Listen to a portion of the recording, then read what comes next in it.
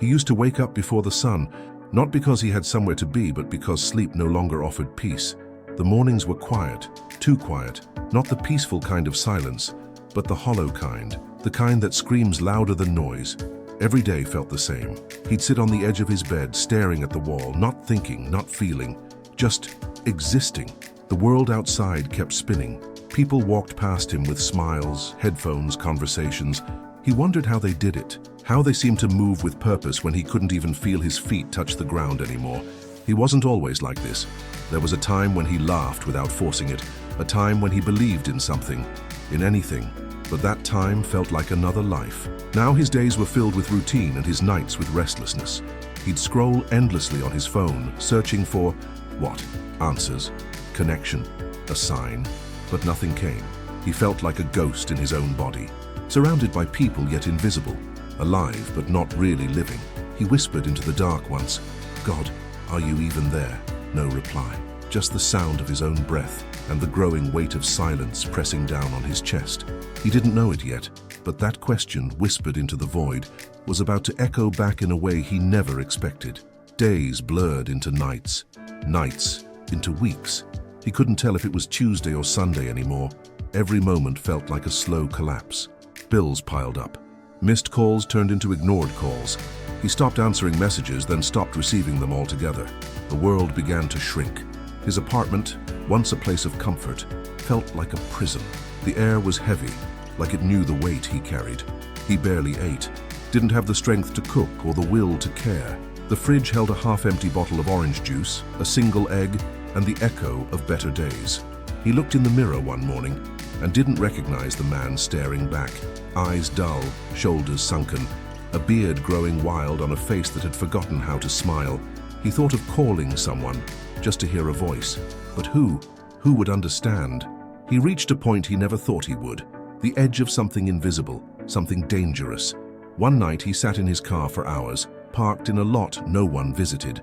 Rain tapped on the roof like a ticking clock. He gripped the steering wheel with trembling hands, tears blurring the lights outside. His mind whispered lies. No one would miss you. You've tried long enough. You're just tired. And he was. Tired of trying, tired of pretending, tired of hoping. He closed his eyes, and in the deepest silence he had ever felt, he muttered once again, "God, if you're real, say something, anything." And just when the silence was about to consume him, something happened, but not the way he expected. It started with something small, barely noticeable, a flicker in the atmosphere, like a shift in the wind, though the air was still. He opened his eyes. He hadn't even realized he had fallen asleep, if sleep was what that was. The rain had stopped. The world outside the windshield was soaked in streetlight and stillness. And then, it happened. As he sat there in that empty parking lot, he felt something, not fear, not comfort, something else, a presence. It wasn't physical. No one approached, no lights flickered, no music played, but there was a weight in the air, a kind of quiet pressure pressing gently against his chest, like a hand, but not a hand. He looked around. No one, no voice, just something. And then, words, spoken not to his ears, but inside his spirit, clear, calm, strong enough to still every other thought. "You are not alone." He sat up, heart racing. "Who said that?" He whispered into the dark. No reply. But the feeling didn't fade. In fact, it grew, warmer, fuller, like someone had lit a candle inside his ribcage. He opened the car door and stepped outside. The cool air kissed his skin. Everything looked the same, but nothing felt the same. For the first time in months, maybe years, he felt seen. He didn't have answers. He didn't know what had just happened. But he knew one thing with absolute certainty. He wasn't alone. And that truth, so simple, so gentle, shattered the darkness in a way nothing else had.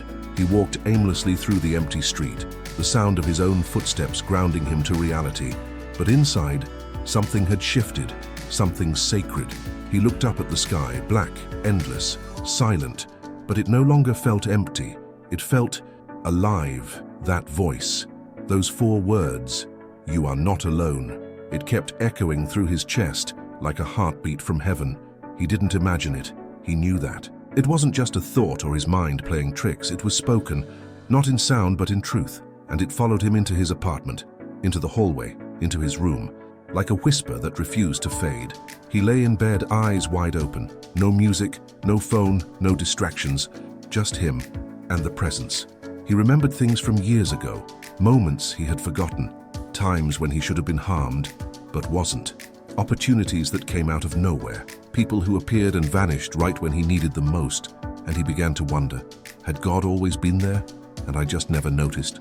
A strange peace wrapped around him, not loud, not overwhelming, just steady. And again, as his mind started to drift, another phrase so clear he could barely breathe, I never left you. Tears rolled down his cheeks, this time not from pain, but from the overwhelming realization. He had never been abandoned, not once.